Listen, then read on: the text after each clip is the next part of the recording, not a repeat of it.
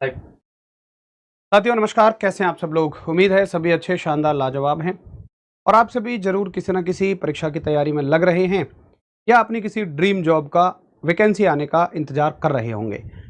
दोस्तों इन्हीं सब के बीच में मैं आप सभी के लिए एक फौज की नई भर्ती के बारे में जानकारी लेकर आया हूं।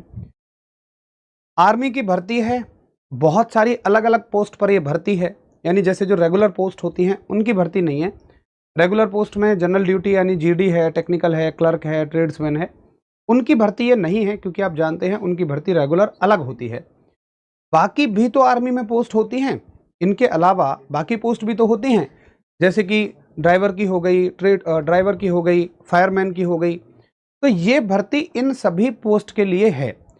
मैं पहले ही बता देता हूं भैया जी, वैकेंसीज बहुत कम हैं और वैकेंसीज हैं केवल 62। लेकिन आर्मी में परमानेंट भर्ती है, बिल्कुल परमानेंट जिसे कहते हैं, और सैलरी लगभग शुरुआत में ही 40-45 हज़ार 50 हज़ार तक रहती है, बाकी आगे बढ़ जाती है। पूरी प्रक्रिया ऑफलाइन है। अगर आपको ये भर्ती कम लग रही हो और फॉर्म भरने का इरादा ना हो तो अभी वीडियो मत देखिए, अपना समय क्यों वेस्ट करना। मैंने इसीलिए थंबनेल पर भी लिखवा दिया था। बहुत सारे साथी सोचते हैं कि यार पोस्ट बहुत कम है, आप तो हर एक पर वीडियो लेकर आ जाते हो। भैया जी देखो, मेरा काम जानकारी देना है। कम से कम अगर मान लो ये 62 वैकेंसीज की जानकारी भी बहुत सारे बच्चों तक पहुंच जाए, तो हो सकता है उनमें से 50 बच्चे ऐसे हों कि जिनको नौकरी की सख्त ज़रूरत हो सकता है वो इसमें सेलेक्ट हो जाए। तो भाई मेरा काम तो हर एक बच्चे तक जानकारी पहुंचाना है। दूसरी चीज़, ये लड़कियों के लिए नहीं है, तो जितने भी गर्ल्स कैंडिडेट हैं वो वीडियो को ना देखें। तो मेरे हिसाब से अगर मैंने सारी चीज़ें क्लियर कर दी हैं तो फिर आपको इस बात से परेशानी नहीं होनी चाहिए कि कम वैकेंसीज पर हम वीडियो बना रहे हैं।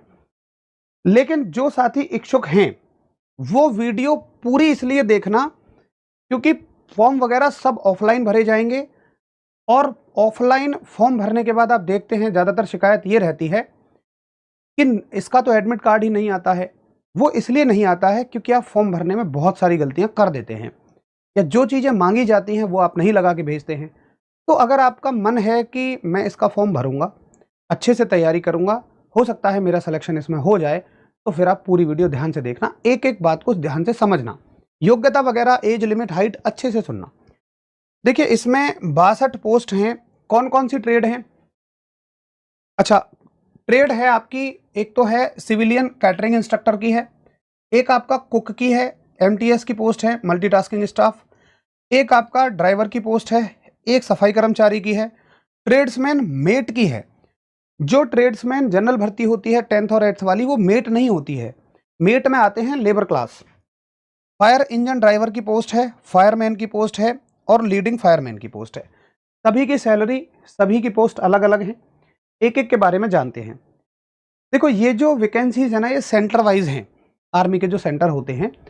तो आपकी पोस्टिंग इनमें से किसी दिए गए एक सेंटर पे होगी। क्या आपको फॉर्म सेंटर वाइज भरना है? नहीं, आपको तो फॉर्म एक ही एड्रेस पे भेजना है, लेकिन आपको किसी भी सेंटर पर वो भेज सकते हैं जितने सेंटर ये दिख रहे हैं। आगे देखिए, ये सेंटर वाइज मैंने आपको पोस्ट बता दी, इसका चाहे तो आप बाद में स्क्रीनशॉट लेते रहिएगा। सबसे जरूरी चीज है योग्यता को सुनना, एक एक पोस्ट के लिए अच्छे से योग्यता सुनना। जो साथी सिविलियन कैटरिंग इंस्ट्रक्टर का फॉर्म भरना चाहते हैं, पहली योग्यता है 10वीं पास होने चाहिए, उनके पास डिप्लोमा होना चाहिए या सर्टिफिकेट होना चाहिए कैटरिंग में। कैटरिंग का मतलब क्या होता है? जैसे जो खाने आदि के बर्तनों का रखरखाव जो होता है, ये कैटरिंग कहलाता है। तो इसका अलग से एक क्वालिफिकेशन आती है, अलग से डिप्लोमा आता है। अच्छा, अगर आपके पास 1 साल का एक्सपीरियंस हो तो अच्छी बात है, आपको प्रेफरेंस ज़्यादा मिलेगा, बट ना हो तो कोई बात नहीं है, ये कंपलसरी है, ये ना भी हो चल जाएगा। कुक के लिए 10वीं पास होने चाहिए। आपको जानकारी होनी चाहिए इंडियन कुकिंग, इंडियन कुकिंग की बस जानकारी होनी चाहिए। इंडियन कुकिंग में जितनी भी सब्जियां आती हैं, रोटियां आती हैं, वो बनाना। अगर आपके पास 1 साल का एक्सपीरियंस है तो चलेगा, नहीं तो कोई बात नहीं। क्या कुक का कोई सर्टिफिकेट चाहिए? कुछ भी नहीं चाहिए। क्या कोई डिप्लोमा चाहिए? कुछ भी नहीं चाहिए। खाली 10वीं पास हैं, खाना उना बनाना आता है, और मेरे हिसाब से नहीं भी बनाना आता तो जब तक भर्ती आएगी तब तक तो जानकारी कर लोगे, दाल रोटी सब्जी कैसे बनती है उसके बारे में। तो कुक का फिर सुन लीजिए, केवल आप 10वीं पास होने चाहिए, बाकी कोई और सर्टिफिकेट नहीं चाहिए। चौकीदार के लिए सिर्फ आप 10वीं पास होने चाहिए और चौकीदारी करनी आनी चाहिए। अब ये कौन सी बात हुई? वो सिंपल सिंपल से आपसे कुछ सवाल पूछेंगे, वो आपको करने आने चाहिए। क्या एमटीएस के लिए, चौकीदार के लिए 10वीं पास के अलावा कुछ और चाहिए? कोई जरूरत नहीं है। सिविलियन मोटर ड्राइवर केवल आप 10वीं पास होने चाहिए, 10वीं पास होने चाहिए, और आपके पास एक ड्राइविंग लाइसेंस होना चाहिए, हैवी और लाइट दोनों का, और आपके पास 2 साल का एक्सपीरियंस होना ही चाहिए। 10वीं पास होने चाहिए, लाइट और हैवी दोनों तरह का लाइसेंस होना चाहिए, और 2 साल का आपको एक्सपीरियंस होना चाहिए। क्लीनर के लिए, सफाई कर्मचारी के लिए केवल आप 10वीं पास होने चाहिए, आपको केवल सफाई करनी आनी चाहिए, कोई एक्सपीरियंस वगैरह नहीं चाहिए। ट्रेड्समैन मेट के लिए 10वीं पास होने चाहिए, आपको लेबर का काम करना आना चाहिए। मतलब देखो, उन्होंने ऐसे लिखा है, should be proficient in the trade, वो कह रहे हैं लेबर का काम करना आना चाहिए।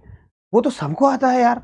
अगर मान लो तुमसे कोई कहे कि गड्ढा खोदना है, तो क्या गड्ढा खोदने के लिए कोई अलग से कोई ट्रेड स्पेसिफिकेशन चाहिए? मैं वो कहना चाह रहा हूँ, कहीं बच्चे इसे पढ़ के डर जाएं। तो ट्रेड्समैन मेट में केवल 10वीं पास चाहिए, और कोई अलग से क्वालिफिकेशन की जरूरत है ही नहीं।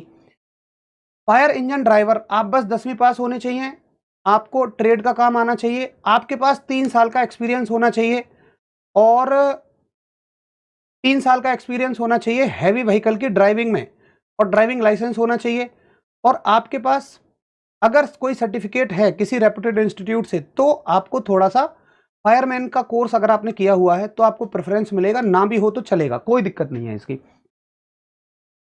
फायरमैन में आप 10वीं पास होने चाहिए, must be convergent with the use and maintenance of all type of extinguisher, house fitting and fire applicant. देखो, फायरमैन हैं जो आग बुझाने वाले होते हैं, दमकल कर्मचारी, तो जितना भी आग बुझाने के उपकरण हैं वो सभी आपको यूज करने आने चाहिए। आप फेमिलियर होने चाहिए, अगर मान लो आग से कोई जल जाता है तो उन सब चीज़ों का फर्स्ट एड कैसे करते हैं वो आना चाहिए। Must know elementary principles of fire fighting methods है, आग बुझाने के क्या तरीके होते हैं वो थोड़े पता होने चाहिए। Must be convergent with foot and applicable fire services drills, जो फायर सर्विसेज की ड्रिल्स होती हैं, जैसे आपने देखा होगा कि कभी कहीं आग लग जाती है तो तुरंत सायरन बजते ही जो जवान होते हैं तुरंत दौड़ने लगते हैं, तो वो बस सारी चीज़ें आनी चाहिए। आपको केवल 10वीं पास होना चाहिए, कोई सर्टिफिकेट अलग से नहीं चाहिए फायरमैन के लिए। क्लियर? लीडिंग फायरमैन में भी आप बस 10वीं पास होने चाहिए, और यही सारी चीज़ें आपको आनी चाहिए। तो अगर देखा जाए, केवल और केवल कैटरिंग में आपके पास सर्टिफिकेट होना चाहिए, बाकी किसी भी पोस्ट के लिए कोई और सर्टिफिकेट की जरूरत नहीं है, केवल 10वीं पास से योग्यता है। और ड्राइविंग की पोस्ट के लिए आपके पास ड्राइविंग का लाइसेंस होना चाहिए। आर्मी का नया बैच जल्द ही आएगा, बहुत ही जल्द हम आर्मी का नया बैच लॉन्च कर रहे हैं, इसी महीने के आखिरी तक आपको आर्मी का नया बैच मिल जाएगा। ठीक है भाई? अच्छा, अब सुन लो, ये हैं फिजिकल और मेडिकल के स्टैंडर्ड। एक बार भाई अगर मैं सभी पोस्टों का एक एक करके बताऊंगा ना तो बहुत लंबा समय लग जाएगा। भैया एक बार स्क्रीन 2 लगाएंगे, और स्क्रीन 2 लगा के थोड़ा क्लियर हो जाएगा, आप इसका स्क्रीनशॉट ले लो, या फिर ये नोटिफिकेशन हम एक काम करेंगे कि इस वीडियो के कमेंट सेक्शन में एक लिंक देंगे, उस पर क्लिक करोगे पूरा नोटिफिकेशन मिल जाएगा, और उसमें आपको पता लग जाएगा कि फिजिकल में क्या क्या करना है। भर्ती की प्रक्रिया यही होगी कि पहले सभी पोस्ट के लिए फिजिकल ही होगा, तो फिजिकल का एक बार आप नोट कर लो, या हम लिंक दे देंगे, आराम से वहां से देख लेना, पढ़ लेना। ठीक है? फिजिकल का तो आप अपने आप देख लेंगे, रनिंग है, हर एक के लिए अलग अलग है। अब सुन लीजिए एज लिमिट। जो एज लिमिट है वो civilian catering instructor, cook, MTS, cleaner, tradesman met, fire engine driver, fireman and leading fireman के लिए 18 से 25 साल मांगी गई है, और सिविलियन मोटर ड्राइवर के लिए उम्र सीमा 18 से 27 साल है। जो सिविलियन मोटर ड्राइवर है उस ट्रेड के लिए 18 से 27 साल, और बाकी सभी ट्रेड्स के लिए 18 से 25 साल मांगी गई है। अब हाइट हमें कब से कब तक कैलकुलेट करनी है? देखिए, crucial date for the determining age limit shall be the last date of recipient of application. Form भरने की लास्ट डेट तक आपको एज लिमिट कैलकुलेट करनी है। और फॉर्म भरने की लास्ट डेट कब है? Last date for the receipt of application will be 21 दिन from the date of publication of the advertisement in the employment news. कि फॉर्म भरने की लास्ट डेट जो है कि जब इसे एम्प्लॉयमेंट न्यूज में पब्लिश किया जाए उसके 21 दिन बाद है। ये किस डेट को एम्प्लॉयमेंट न्यूज में आया है? 15 अगस्त को आया है। अब 15 अगस्त में आप 21 दिन जोड़ लें, जनवरी, फरवरी, मार्च, अप्रैल, मई, जून, जुलाई और अगस्त।